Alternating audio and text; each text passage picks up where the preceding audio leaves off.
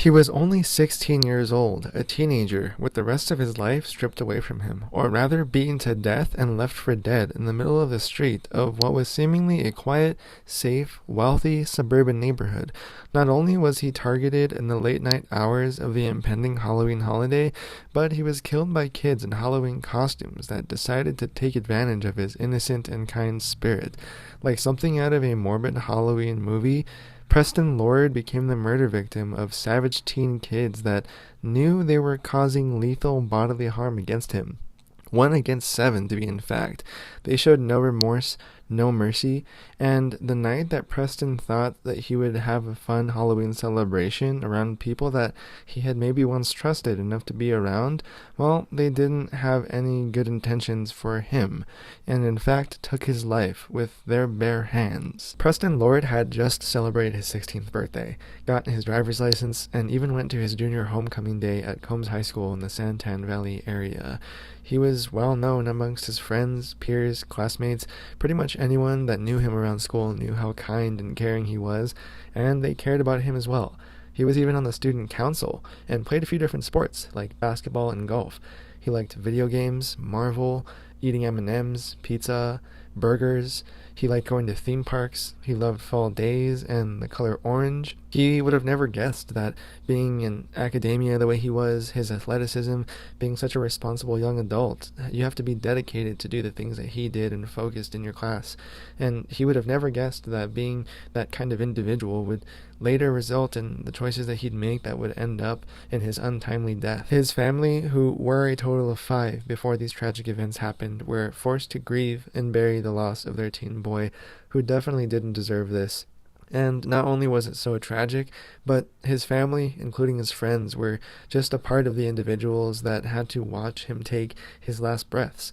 It sparked an outrage along the community, and things changed. People took this as far as they could, and it shows throughout this entire case, which we are about to get into. On the night of October 28th, 2023, Preston and his friends would find themselves at a backyard Halloween party. And this wasn't just the kind of party where you get together with a close-knit group of friends and have a good time eating some pizza and drinking some soda. This would become a massive gathering, something that would be congesting the entire street and the entire block of neighbors that lived in the surrounding areas, and it would grow to be pretty obnoxious and loud for as far as teen gatherings can go when they have massive amounts of people attending. This particular house party ended up disturbing a typically calm and quiet Queen Creek neighborhood, so much so that once it got to about 100 people or more, that's when neighbors took it upon themselves to call the cops and just describe this party as a bunch of teenagers causing a commotion in Halloween costumes, even drinking alcohol. So this probably brought the same vibes as like a concert, and how many people could attend that and how packed that could go when you can't even really move around through your surroundings. It had become late at night for teenagers at around 9 p.m. when the cops would receive what they would call a non-emergency call, something of a juvenile disturbance, and they would take upon this call. They would go and visit this party and just observe it, and what they would see is just a load of teenagers walking up and down the streets and seemingly leaving the party that they were attending in the first place. They would also go on to say that, well, nobody was really breaking the law, and they really didn't care to stay any longer than that, so the cops didn't really pay any mind to it at this point. All of the police officials that wound up going to this first juvenile disturbance call, well, they ended up leaving that first time because they had another higher priority event to get to, as they would describe it. Now, of course, Preston was a part of the people in this backyard party who later get assaulted in this story, and the police officials would later categorize this as a sort of argument that resulted from the kids in the backyard, as Preston and his friends were sort of just observing this argument, but one of Preston's friends had actually decided to pull out his phone and record the argument that was going on for a Snapchat video. According to police statements, there was another teenager that wasn't Preston's friend who was in the argument, known as Treston Billey. This guy was the one arguing and the one that was recorded for Snapchat. He was about 18 at the time, and he actually confronted Preston's friend, demanding that he delete the Snapchat video. Another friend of Treston Billey's, Talan Renner, was actually also upset and angry that his friend Treston was recorded for the Snapchat video, because he was wearing brass knuckles in the recording, and they had both sort of ganged up on Preston's friend, demanding the situation, which is where things would start to sort of escalate. Now, at this point, it was kind of unknown if this Snapchat video of the argument had ever really been deleted, because it went from that argument and that confrontation of them asking him to delete the video to a sort of reported physical fight between the kids that were involved at the time. This was pretty much the moment where things got really heated, and it was now a fight or flight situation where kids would either decide to envelop themselves in the heat of the moment and continue this fighting, or if they just wanted to leave, get on with their night, and continue with the Halloween vibes. It was around 9:46 p.m. at this point, and the neighbors are kind of able to now observe that the kids are leaving the party. They were able to see that the owner of the home was kind of following behind this large group of kids and shutting his home gate behind them. Now these kids were all in the street, crowding up the entire block, and things were still pretty intense. This argument between Treston and Preston's friends were still going on, and things were about to get really bad. So as this gigantic group of kids from this house party were now out in the middle of the street, Treston Billey and his friends were not done just yet. They wanted to keep things going for the night, and so they decided to keep on following and taunting Preston and his group of friends, the same part of the group that recorded the Snapchat video of Treston. Well, they actually tried and succeeded in taking a cheap gold chain off of one of Preston's friends. And this is where things got really physical for the first time of the night, and honestly where they just got disrespectful, as teenagers treat each other. Doing something like that to someone, taking something from them, basically stealing, that's just one of the most cheap actions that you can do to someone, really, as far as bullying goes. According to the police reports, a friend of Treston Billey's, who is named Dominic Turner, is the one who pretty much snatched this gold chain off of Preston's friends, and according to County Attorney Rachel Mitchell, this chain had a sort of medallion on it. Now, what would be the point of taking a cheap gold chain with a medallion on it from some kid from your high school? This is just plain bullying and disrespect. There's really no point just besides getting in someone's face and showing off your ego. Preston saw this entire altercation happening where Dominic basically stole the gold chain off of his friend's neck and decided to try and help him get it back. The group wasn't making it easy though, and Treston and Talyn were pretty much just running and trying to get away from them with the chain as all these kids were in the streets. This is when it was pretty much a kind of hot potato of the chain, and Dominic actually passed the gold chain to Treston, and well, Jacob Meisner, who is another suspect and a friend part of the group with Dominic and Treston, actually ended up punching one of Preston's friends in the face. This wasn't about a chain anymore or an argument. This had grown into something bigger that would get a whole lot darker. And it didn't help at all that a lot of these kids were interacting with each other and using communication through Snapchat that were at this backyard party. And the same Snapchat post that categorized this as a Halloween costume rager with the same address of this house party, which would later become the crime scene. Police reports also identified this as the same post that was saying that there was free alcohol at the party. Now, where would these kids that were all under the age of 21 get free alcohol if they didn't already have fake IDs and went out of their way to bring a bunch of drinks to the house where there were adults present? Well, were the adults part of the reason they got the alcohol? Nonetheless, this is kind of where everything just erupts from there, and police reports are believed to have stated that, well, Jacob Meisner is really the first one to throw the first punch. It doesn't end well from there, though, because, well, Preston's friends are kind of getting involved in this now, too, and the first kid that recorded the Snapchat got punched. Now another friend is getting hit. Okay, I'm getting them started, okay? Don't hang up. Just stay on the line with me. Thank you so much. One of my friends broke his wrist. Now, it was non-emergency at first, where the cops left. Now they have a sort of domestic violence disturbance, a high-priority call, where they are now being called back to the situation. Go figure. Now they have to try and stop this from happening. So, finally, the cops had shown up once again for the second time, but this time, it was really already too late. The cops had described this as going from a 100-person party to about 200 people. And it was now a domestic violence situation with a crime in progress. Not only that, but once they got there, all they really saw were kids running around the street just trying to get away from this entire situation. And it was also too late for Preston and his friends, because Treston Billey and his friends now wanted to get in their last licks. They wanted to really show them who was boss. It was now that they saw these cop car lights, but none of that really mattered to them. They just wanted to finish what they'd started, and it was just not going good. So a few minutes go by. It's now 9:49 p.m. This is all going by pretty fast. This fight is lasting a few minutes, and that's a lot of time to go by when you're getting beat. But Preston and his friends are trying to run away. They're trying to get away from Treston, but it doesn't really work. Preston is getting hit, he's getting kicked, and he actually gets away a little bit. He tries to hide behind some bushes and try and ease off of this domestic violence situation. But it doesn't work, because Talan Renner and his friends with Treston, they actually punch Preston in the face, knocking him out cold. Now Preston was unconscious and on his own, unable to really defend himself at all on the ground, and a friend of Talan Renner's, a family friend, actually stated to see that Talan actually went on top of Preston and started to hammer fist him on the ground while he was unconscious and started to kick him. His friends surrounded Preston, and they were all just beating upon him while he was not awake. Now, after that, it wasn't enough, and Treston Billey actually took it upon himself to start stomping him in the head, stomping on him while he was unconscious and just beating on him as if punching him, knocking him out, kicking him wasn't enough. These kids were now giving him a true, ground impound right on the pavement. The people that did this, are they still there or have they left? I don't know if they left or they're still here. I got out of there as quick as possible, so I didn't get hurt. I don't know the people that are here. We don't have any beef with them or anything. This is just really so pathetic of these boys. It's like one of those classic locker room fights where there's a group of guys in a locker room and they're just trying to let off some steam and beat upon each other until they've had enough of their ego release. And at this point, it's really just terrible because Talan, Treston, and all of their group of friends that are beating upon Preston, they really just keep it going until one of them says, all right, he's out.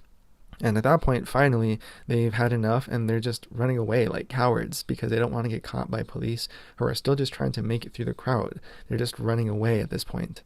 Alright everyone, before we get into the rest of this crime story, if you believe that Preston Lord and his family deserve justice for the brutal way that he was taken out of this life, in the next 5 seconds, deep dive into that subscribe button so you never miss a Crime Entries episode. Ready? 5, 4, 3, 2, 1.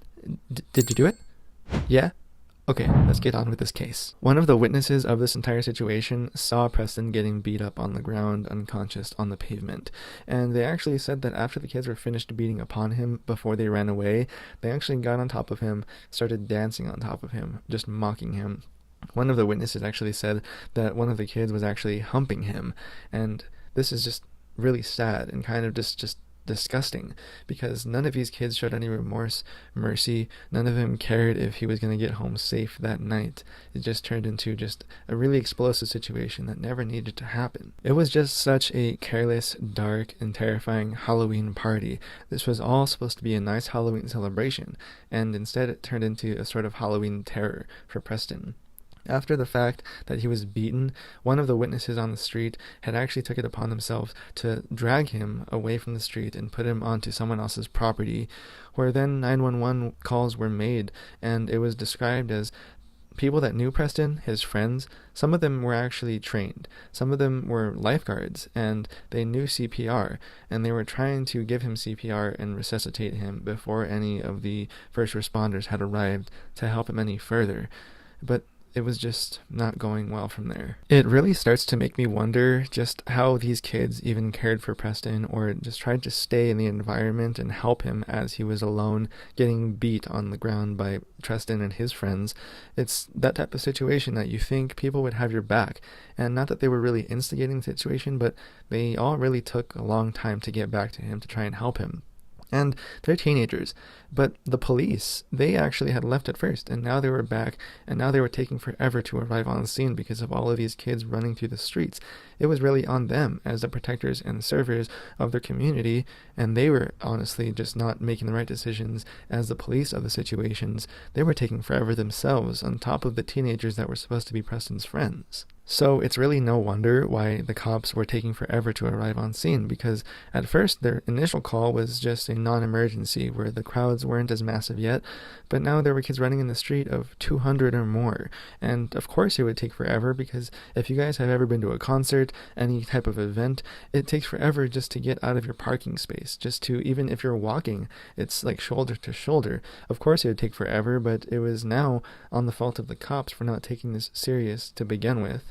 And now Preston was unconscious and barely alive at this point, really. But by this time, too much time had already passed, and it was passing by way too fast for Preston and his friends that were now finally there. They were trying to give him CPR. Not only that, but his heart had stopped by this point. And not only did his heart stop and they were trying to resuscitate him, but they had also noticed that he had also retained some head or brain injuries even, because of the stomping on his head that Treston Billey had performed while he was unconscious on the ground. Yeah, nothing was looking good for Preston at this point. What really makes me angry is that this is a whole teen party. Teens will be teens, not to be mean, but they don't always think things through. They might make really stupid, bad decisions. Not that it gives them any right to do that, but we can't expect these teens to uphold their responsibility. They're going to do things like this at some point. Some are worse than others. And the police are at fault here because they just took their sweet time to get to the situation to begin with. And at some point after the matter of the CPR, they were able to resuscitate his heart. First responders were able to perform their own life-saving measures in that moment, and he was actually rushed at that point to Chandler Regional Hospital, where he would then get extreme measures by doctors, of course. He was given some life-saving measures, and luckily they had brought his vitals up to some sort of stable standing for that point. But they didn't specialize in kids there, and so they brought him to Phoenix Regional Hospital, a much bigger, much more prepared and specialized hospital where they had specific doctors that would perform pediatrics and help kids in their specific state of health. And it was just really bad at this point. Not only had his heart stopped, not only did he receive brain injuries, but for anyone that really knows about some brain injuries, you might have a lot of seizures once you have a brain injury, and those seizures, it's not just one, but it's multiple, and after you have multiple seizures, you are likely to have permanent brain damage. That's not even including any other health problems that he might have encountered, which were actually never reported. But his health in the hospital at this point was just really, really lethal, crucial, and we were just kind of awaiting the response from doctors at this point. But Preston wasn't nearly okay at this point. Medical professionals were really questioning if he'd even survive in the hospital bed. They had actually put him on life support, and he was on life support for about 2 days, and until October 30th. But it was too late for Preston at this point. He had suffered through too much, from Talan, Treston, Jacob, and more that we will get into in this story that beat upon him to the point of no return. And Preston actually died in that hospital bed October 30th. It's just so sick and tragic how teens and just kids cannot take any care for each other. They can be so ruthless and not even have a second thought for how they might be treating someone in the moment of something so adrenaline rushed and kids running away at a party. An exact cause of death hadn't been announced at this point from the police officials, but they did announce that they'd be investigating Preston's death as a possible homicide. And Preston's death wasn't even the only tragic scenario that came out of that day, as his whole family really were all present in his hospital room. His sister Tatum, his mother Autumn, his dad Nick, and his stepmother Melissa were all there just trying to see his impending fate, that maybe he would wake up, maybe he would be okay. His dad actually released a statement saying that bad shape, and I just remember standing there and thinking this has got to be a bad dream. I spent 2 nights at the hospital sleeping on the floor. I'd say easily the most challenging things that I've ever had to go through. To hear Nick say, it's okay, buddy, you can go. You don't have to be strong anymore. That was probably one of the worst days of my life. And I don't blame him at all for feeling that way. I mean, I'm not a father yet, but I can't even imagine having someone in my family or someone that I care about, especially at the age of only 16. It just makes chills go down my spine, and it's not something that anyone should ever have to go through. And after all of this took place, well, the police took it upon themselves to start investigating this more, start gathering any evidence, any statements, any sort of picture that they can put together for how things came to be, and they actually ended up starting to question the homeowners of where the party and crime scene took place. Their names were Roberto and Emily. Now, through questioning and their initial statements, they actually ended up saying, well, the complete polar opposite of what was happening with these kids and what these teenagers at this party of 200 turned out to be doing. They even said that they weren't aware of the Snapchat post or even the advertisement that there would be booze and alcoholic drinks at the party. Like, what? They told the police that there was no way there could be any alcoholic drinks or anything of that sort that they would have possession of and be giving to these kids, that they had no idea that these kids were cracking open and just drinking a lot and making noise, all this commotion that the neighbors had complained about. It doesn't make any sense because there's 200 people on your property. You might think that there's some sort of thing happening. Like, it doesn't make sense that they would be totally unaware of any of this. It doesn't seem right. Roberto even said in a statement that he talked with Emily and amongst their daughter before this all happened about the party, and that they didn't even know that all these people were going to show up. It was just meant to be her and her friends. It wasn't an open party, and they didn't invite half of the people, that their daughter didn't even know most of the people that showed up. And she especially didn't know Preston, and that all of the people that showed up after the fact were people that they weren't expecting to be there and were not invited whatsoever. But even if she didn't know him, I mean, they were the adults of the But even if she didn't know him, I mean, Roberto and Emily were the only adults of the house and the situation, were they not? They were the homeowners, were they not? And even if they did not know Preston or any of the kids involved, well, 200 people at your house and they're not supposed to be there. I mean, aren't you capable of going through that commotion and saying, hey kids, shoo off my property, you're not supposed to be here? I mean, it really doesn't sound right. It doesn't add up. What do you guys think? I mean, it really just sounds like these parents didn't even consider or want these people off of their property, and they just allowed all of this stuff to add up to where the point that it couldn't be taken back. Even a neighbor of Roberto and Emily named Gianna also said in statements to police that there were even other kids involved in this that weren't even at the same high school as her. And it was said that, well, Preston wasn't at the same high school as her, and most of the kids were from different high schools, different areas of town, which is how it ended up going from the 100 to 200 in attendance of this Halloween party. And that, well, Roberto tried his best. But here is where the mystery just gets deeper and more careless as far as the adults of this Halloween party go for Roberto and Emily, because they were questioned in person by police officers. And one of the police officers actually said in some statements that while they were questioning them, well, they both had kind of a reeking odor of alcohol coming from their persons. And Emily had a slight sway in her body, and not only that, but they both actually had some sort of watery and bloodshot eyes. And upon further questioning, Roberto actually had slurred speech. So this really doesn't make it any better of an image for them as the adults or parents of the girl of this party. And it just deepens everything as far as who can be charged with what. Because if these people were drunk as these kids were getting hurt, that is just not a way to go about being a homeowner where a party is at your house, regardless if the kids are invited or not. And of course, it wouldn't go without any consequence for them, and they needed to take accountability for their actions as the adults and homeowners of the situation. So Queen Creek Police Department actually issued a criminal nuisance and contributing to the delinquency of a minor for their first initial charges. And after that, well, if you're not putting a stop to it, you're basically contributing to all of the chaos that's erupting on your own property. And so the Maricopa County, which is the entire part of that Gilbert, Arizona area, their state attorney's office said that the charges were now finally under review as far as Emily and Roberto go.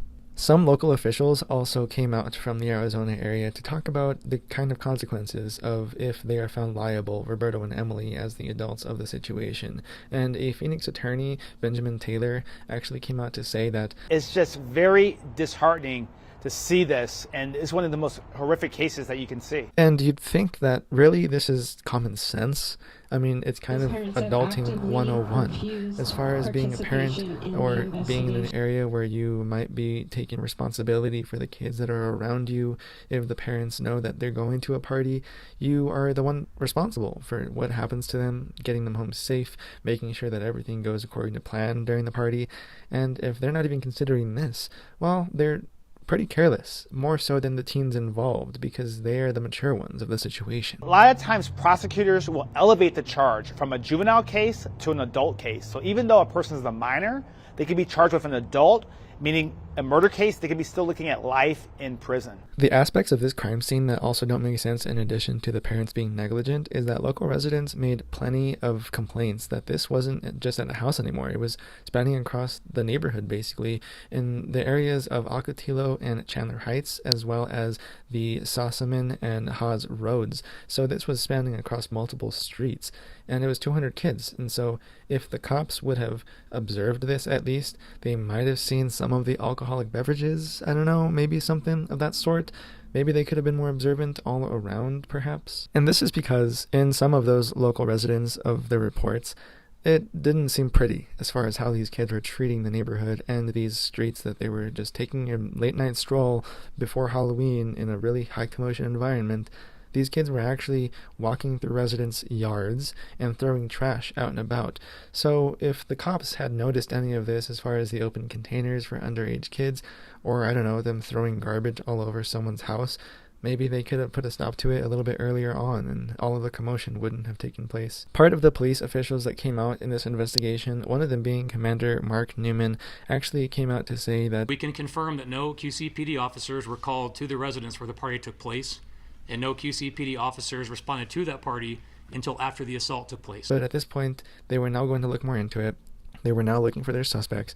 That we continue to work tirelessly to get to a place where this can go to trial. We're not done. We want to continue to make this a very, very strong case. One of the things, in addition to that necklace, that they had additionally found as far as the local witnesses go is that Preston was innocent in all of this. He did really nothing to provoke or entice and aggravate a fight or start the beating on himself. And he didn't go up to anybody and ask for it, pretty much.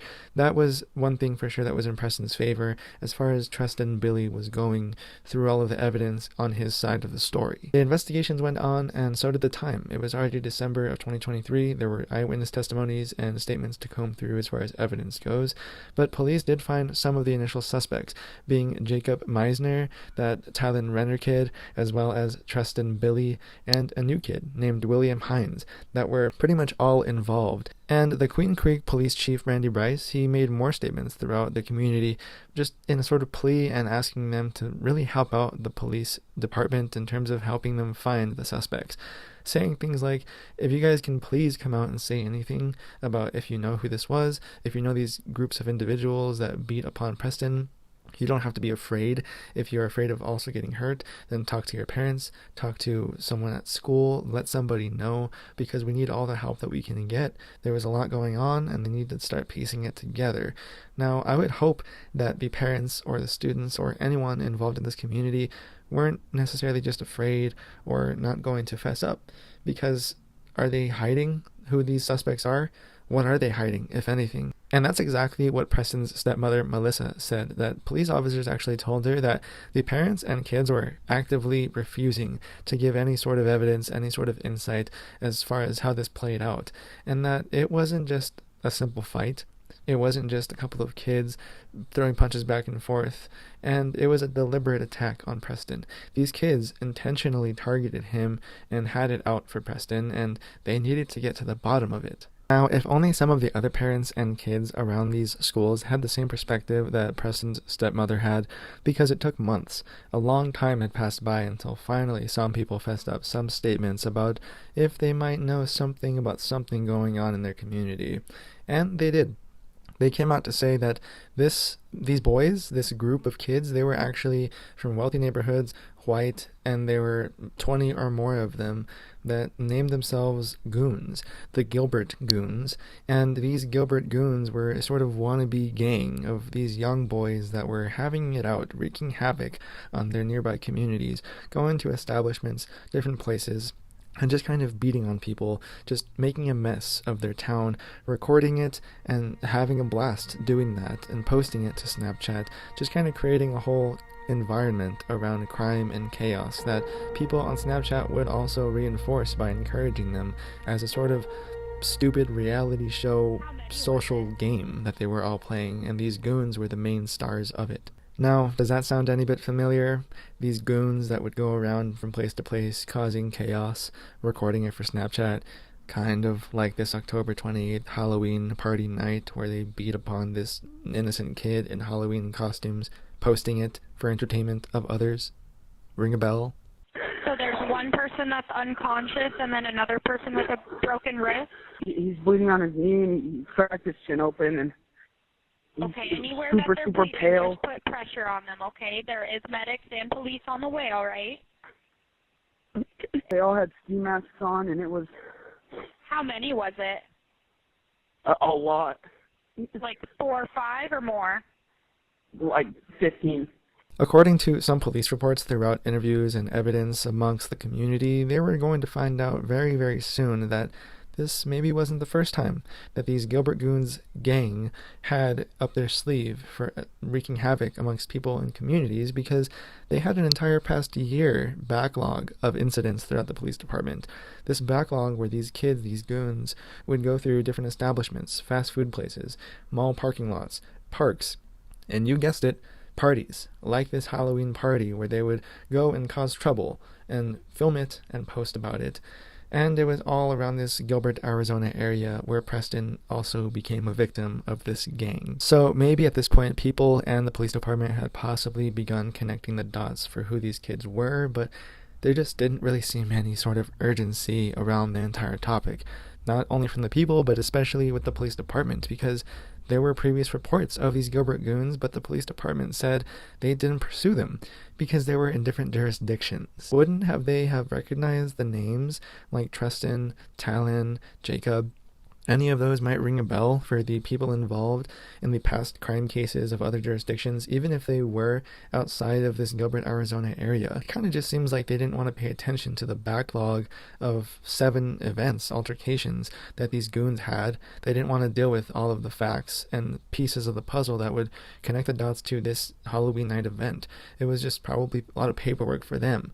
And that doesn't seem right whatsoever, now does it? But this wouldn't last as far as the investigation would go for that backlog of the Gilbert Goons, because they did end up making some progress. And the police department would say that, yes, they found those initial 4 suspects, but they had actually almost doubled the amount of suspects that were involved in this entire situation. And not only that, but they had also found some pretty hard evidence of communication between each member of the Gilbert Goons that were involved in the beating of Preston that night.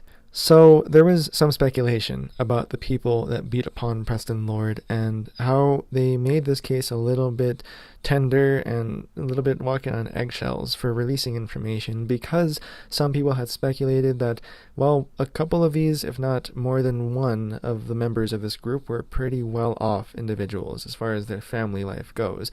And so they were cautioning the police department to kind of keep a hush-hush about who they were releasing information about, because they didn't want anyone to get the jump on them for having a sort of lawyer that could get them out of an easy situation. So the police department was being really cautious about this and really didn't release any further information about just who they were looking at as potential suspects as part of these Gilbert Goons were going. Maybe the police department also didn't want anybody else to get hurt. Maybe they didn't want these Gilbert Goons to go after anybody else, but the local community was commending them pretty much for taking their time as the police department, for crossing all the T's and dotting all the I's and getting their facts in order to really have a solid foundation of evidence to go after these kids in the lawful manner that they needed to go because of their ways about getting around the law thus far. And apart from not releasing any more information about the suspects, well, the police department did end up finding some more evidence and information about what they were doing and how they were communicating with each other, because they were actually texting each other back and forth after the matter of that fight and killing Preston. And those messages were actually sent over some snaps. And the ex-girlfriend of one of them, Talan Renner, well, she actually said that she told an administrator that he was texting back and forth throughout his group saying that he got into a fight, a really big fight, and he accidentally killed a kid. So already, even in his supposed Snapchat messages, it's pretty eerie the way that Talan was talking about Preston in terms of how he was hurting him, saying that he hospitalized that kid, showing no remorse, no mercy, or any caring aspect of his personality towards Preston and hurting him. And even after that, the other kid, Taylor Sherman, actually said that he hit him pretty hard. And he was just kind of gloating about himself. He was actually a football player for the school, some sort of jock. Or at least that's what he thought he was, saying that, guess I'm just too strong that I hurt the kid. William Hines, who is of course one of the suspects of this goons group, actually was in police interviews and stated to them that, well, straight up bro, I was in the heat of the moment. And I really just kicked him once, twice, maybe 3 times.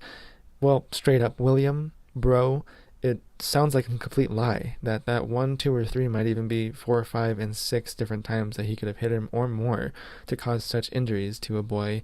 Not only that, but that ex-girlfriend, the girl, she was actually part of this group. She considered herself a goon as well.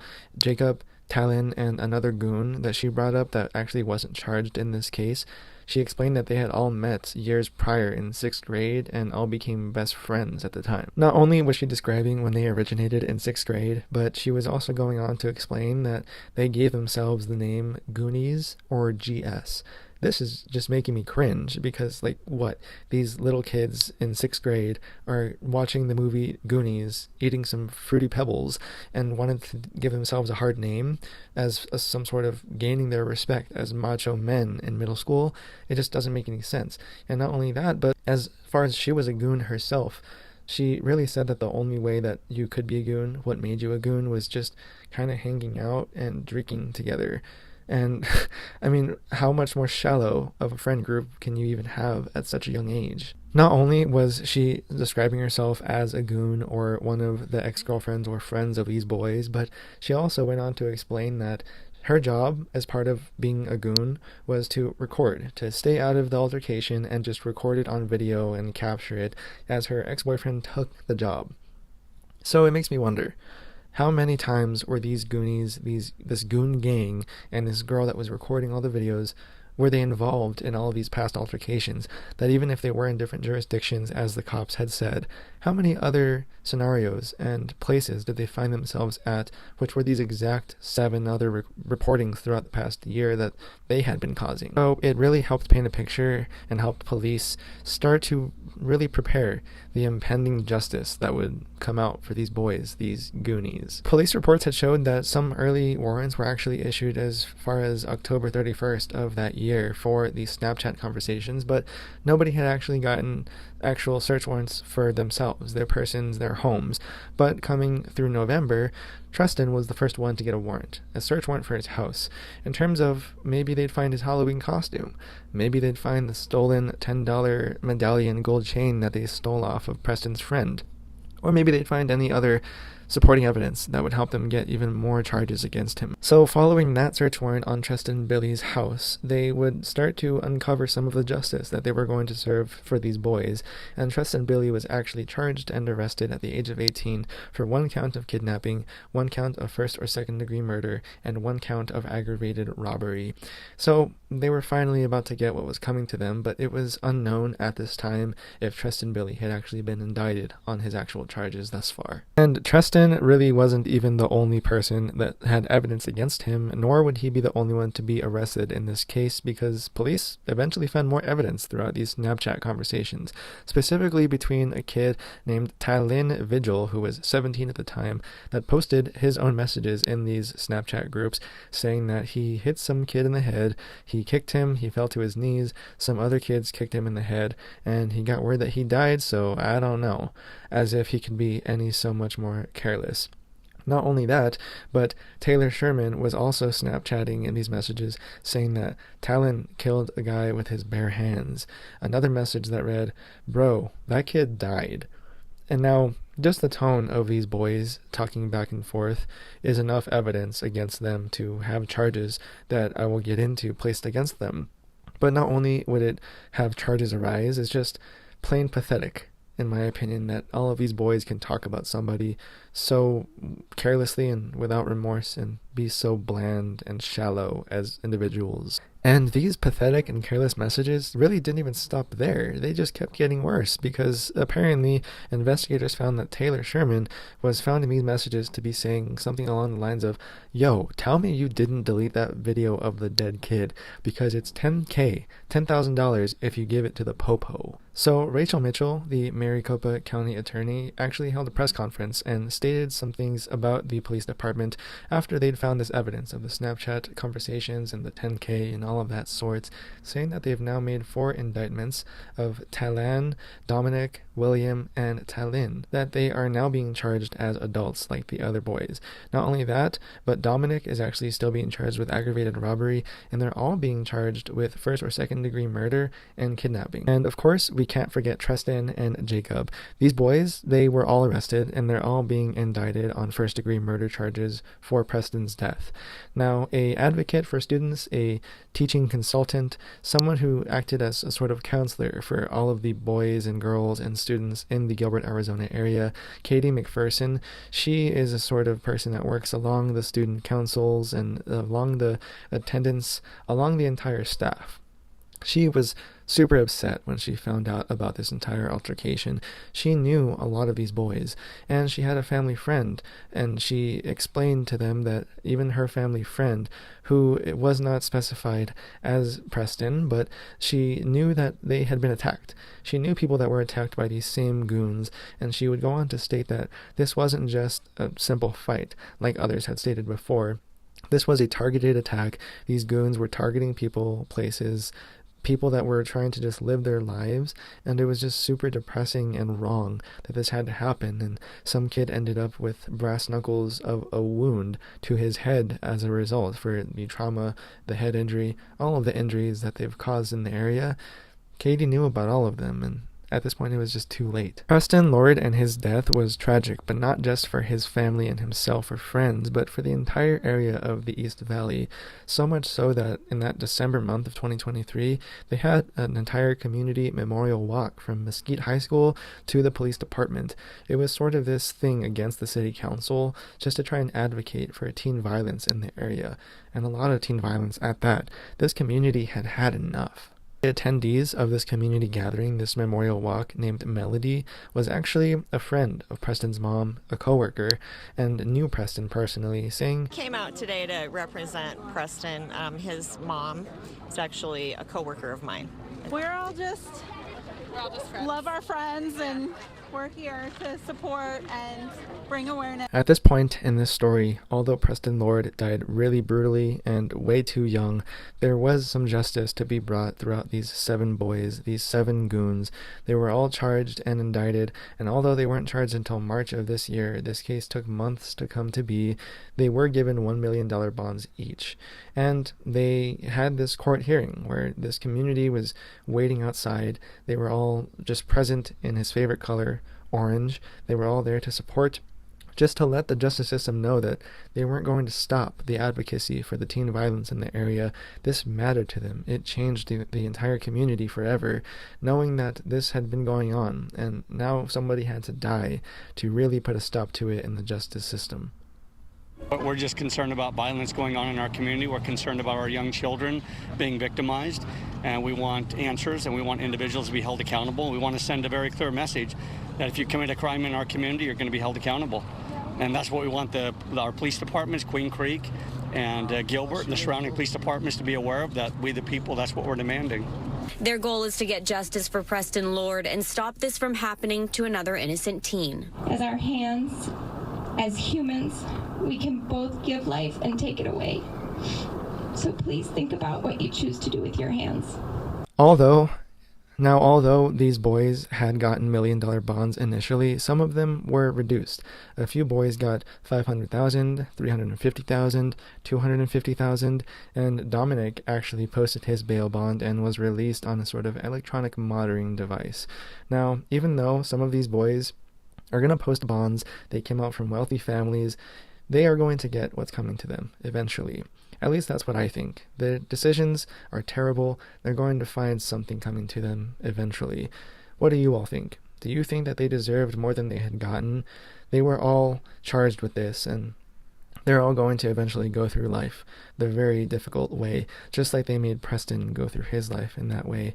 But if you all found any sort of insight or any entertainment from this true crime story, I'm going to be covering a lot more cases just like this one on the channel. You can go ahead and find one of those, and I will see you guys in the next one.